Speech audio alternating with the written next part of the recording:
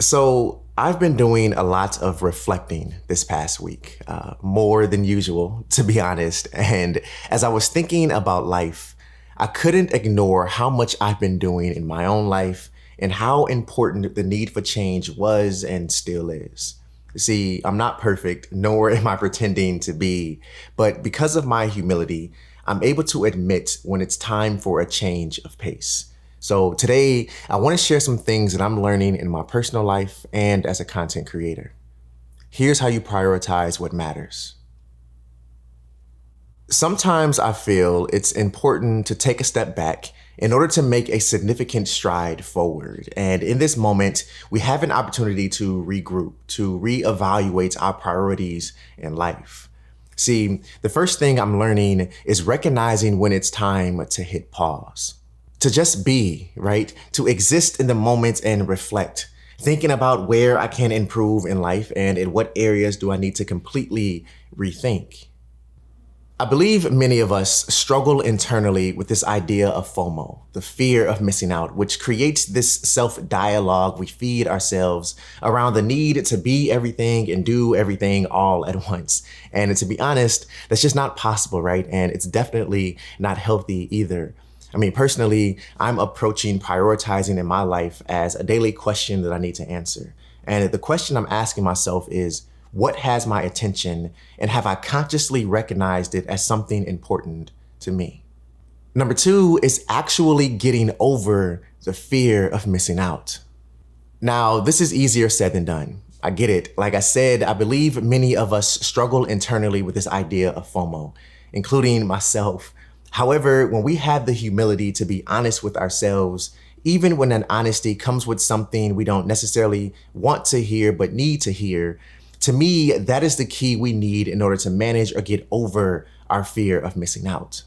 In other words, when we can admit that we sometimes feel this way, it allows us to not only be conscious of it, but to reject it whenever we find ourselves starting to prioritize what matters most. See, it's crazy how simple this sounds out loud, but in order to prioritize what matters most, we have to be willing to skip or miss things that are currently not important. All right, number three are values, and more values. See, before we can prioritize what matters, we have to get clear on our core values because our values dictate the road we travel in life. And that road is paved by the things that are important to us. But how do we determine what's important, right? See, the answer to that question is focus, because whatever we consciously choose to focus on, we're also categorizing that thing as important. The perfect metaphor for this is driving. Whenever you're driving your car, you're focused on the road ahead of you, and you're aware of the cars and traffic around you. However, the moment you end up distracted by the radio or the music or your phone, in a split second, things can change and you'll find yourself off course or in an accident.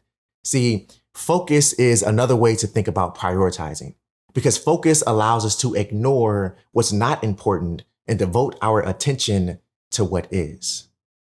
Number four is connect the dots between values and goals.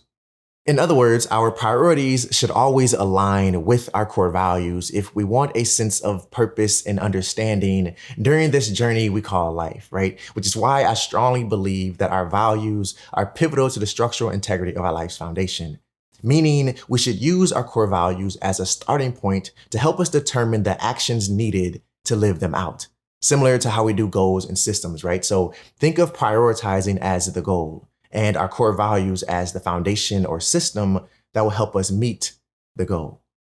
All right, number five is managing commitments. Now, I saved this one for last on purpose because just like our values, we have to get clear on our commitments. What are we committing to and why are we committing to it? See, managing commitments is not the same thing as multitasking or trying to multitask, I should say, and overcommitting kills our ability to prioritize. Learning how to prioritize what matters means learning to say no. I hope I said something in this video that resonated with you, and if I did, give it a thumbs up for me and comment below. Also, if you're truly enjoying my content, then you may want to consider joining my Patreon community. Over there, we have even more open and honest conversations through a private podcast that only those in that community have access to. So if you're interested and you want to join this growing family, I'll leave a link to my Patreon community down below.